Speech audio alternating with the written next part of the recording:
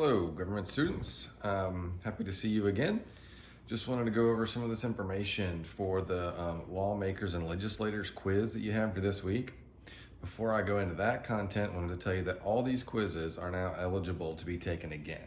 So I made it to where you can have multiple attempts. So if you want to take it again, you're not satisfied with your grade, you can just go back into Canvas and retake it. Make sure it's study first. Go back over the questions and everything, read the text, but then if you're worried about your grade and it's not because of missing assignments, then your first step is to go through and redo those quizzes. So you'll have that opportunity as well with this one. You can take it more than once if you need to. All right, let's go through some of the things you're gonna see in the reading and some of the things you're gonna see on the quiz. Just a definition, first of all, talking about lawmakers and legislators, you're gonna see the word constituents. Sometimes this is a little confusing. What it means is every person who lives in that person's district, in that politician's district. So it does not just refer to voters or eligible voters, and it does not just refer to that person's supporters or people who voted for him or her. It refers to everybody who lives there. So for example, John Schickel is our state senator in Boone County. Everyone in Boone County is one of his constituents. For the president, it's everyone in the country. For the governor, it's everyone in the state. Everybody who lives in that person's district. Most politicians who make it to the national level start at the local level. So for an example, Obama was a state senator in Illinois, and then from there he ran for US Senate and was there for a while, and then he ran for president. So that's what you'll see a lot of people working their way up from local politics to more national politics. Trump is the exception to that, having never held office. He just went straight to president. In the House of Representatives, there are currently 435 members, and that is decided by the population of each state. So bigger states get more, smaller states get fewer. That changes every 10 years, or that can change every 10 years when we do the census, which we are doing right now. So your family should have received something in the mail to fill out. You can also do it online. That's how my family did it. But it's basically to count every person in the country, every person in every state, in every district, in every county, so that we know how many people there are. Once we get that number, then sometimes the number of seats in the House change. So if some states get smaller relative to other states, if all of a sudden there were 6 million more people in the state of Kentucky, we would get a few more people in the House of Representatives. That does happen and has changed a lot over the years that we've had a country. In the Senate, of course, it is different. It is simply based on the number of states. So there are 2 senators from every state. No matter, there's only like 12 people in North Dakota, they get 2 senators. But the state of Texas, which has millions and millions of people, also gets 2 senators. In the Constitution, it does not say how many senators there are. It says there will be 2 per state. So it doesn't give a total number.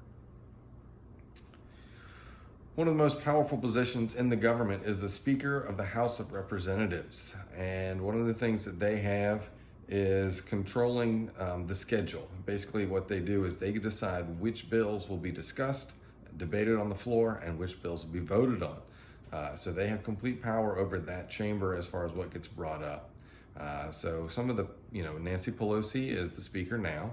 Some of the past ones have been Tom DeLay, Tip O'Neill, Newt Gingrich, and John Boehner, who is from Westchester, Ohio, just right across the river. So they have the power to basically decide what goes on in the House of Representatives. And speaking of what goes on in the House and the Senate, where most of the work gets done is in committees, especially what are called standing committees. So that they're standing because they always exist. There are always these committees. So for example, the Armed Services Committee, the Judiciary Committee, several of them that deal with money, the Appropriations Committee, the Ways and Means Committee, those all are always in session whenever the Senate or the House are in session. And so they do a lot of the work. Remember, you can't get a lot done with 435 people in one room. So they break into committees and do the work that way. Another type of committee is called a conference committee, and that includes members from both the House and the Senate.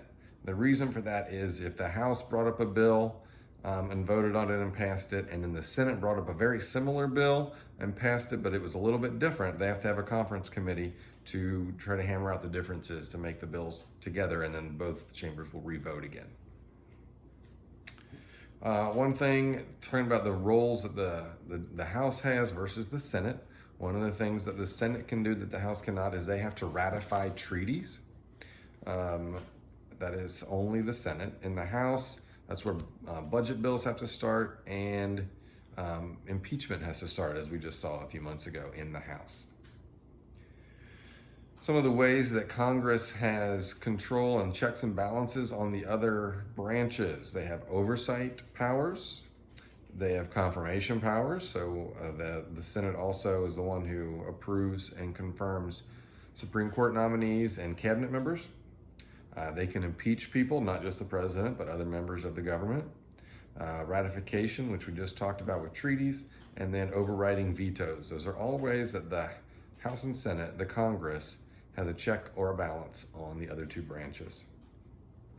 And then finally, the last thing that I wanted to mention is you will see in some states, they have term limits. So people can only be in the state legislature for so long. Same thing with a governor. In the federal government and Congress, there are no term limits. So you can be in the Senate or the House as long as you keep getting reelected. And some people have been there for like 40 years. Some states handle that differently, so you may see term limits in some states. That's all for today. Hopefully that is helpful. Go ahead and don't forget to read the text, however. I didn't cover everything that you're going to see on the quiz. Remember that you do have the opportunity to do it more than once, but use your time wisely. Study the first time, get it right, and move on. All right, see you soon.